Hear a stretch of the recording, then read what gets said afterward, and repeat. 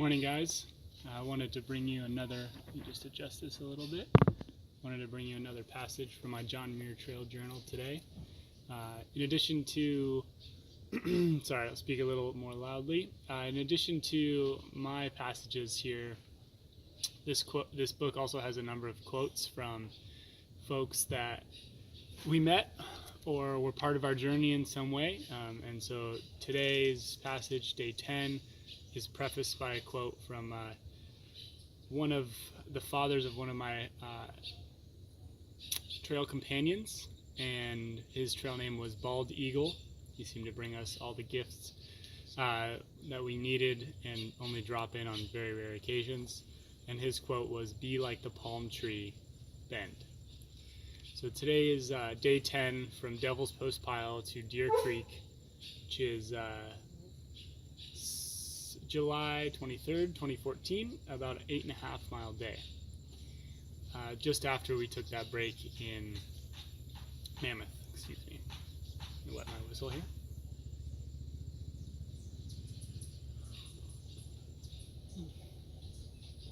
Hot coffee. Did I mention it's nice to be back out here? We've had a rare cloudless day, and the climb from Devil's Postpile really wasn't all that bad.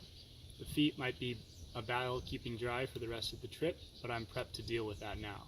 My hope is that they will begin to callous, and my plan just to keep switching socks will be sufficient to keep them satisfied.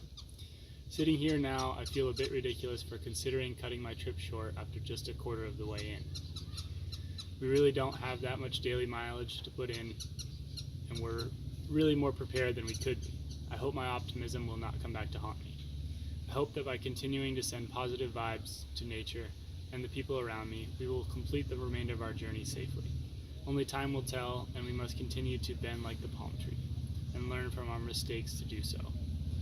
Those words really might be the best send-off I've received at the commencement of any hike I've done in my life. Pretty great stuff. It's funny how our group's size, which is one of our greatest strengths, can also be one of our greatest weaknesses. Chemistry is a very important thing with a group of this size, and I think we've been growing and improving our chemistry every day. Sadly, we lost a trusted and valuable companion, the Wizard, while in Mammoth. He personally elected to discontinue the journey, much to the chagrin of the entire company. But he must do what he feels is right for himself right now, and that choice was absolutely his to make. I know it wasn't an easy one, and it will be one that may stick in his mind for a while. Damn. Well, we must continue to move on with the 6 that are in our company now. We will continue down the winding trail, through the meadows, over the passes, and under the sun, moon, and indomitable storm clouds. Okay, now I'm getting a bit too poetic, but it is very exciting to be on the trail again. 2 days in civilization renewed my cravings for the outdoors and strengthened my resolve to see this journey all the way through. I'm fascinated with the many species of plants and animals we've seen thus far, and I'm intrigued by the possibilities of what others will encounter as we move south. We've now moved into territory that's completely unfamiliar to every member of our group, which is both exciting and frightening at the same time. But I think fear is a good thing, and we should be better at challenging ourselves with attempts to overcome those fears.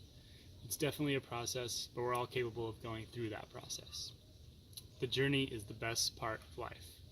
We have to do our best to enjoy it every day, and to enjoy it with curiosity, spontaneity, and humility.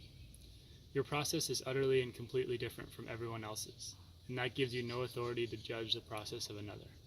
It's a constant battle because, unfortunately, we've been conditioned to compare and contrast every little detail of ourselves with those of others.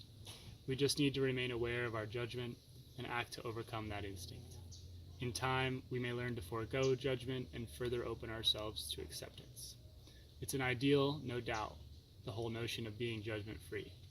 In the time that's passed since this adventure, this is an editor's note, by the way, I've learned to be a bit less forceful with statements like these. Reading it now, it feels much too commanding and entirely egotistical, as if I've got it all figured out, and now it's time for me to simply tell everyone else how it should be.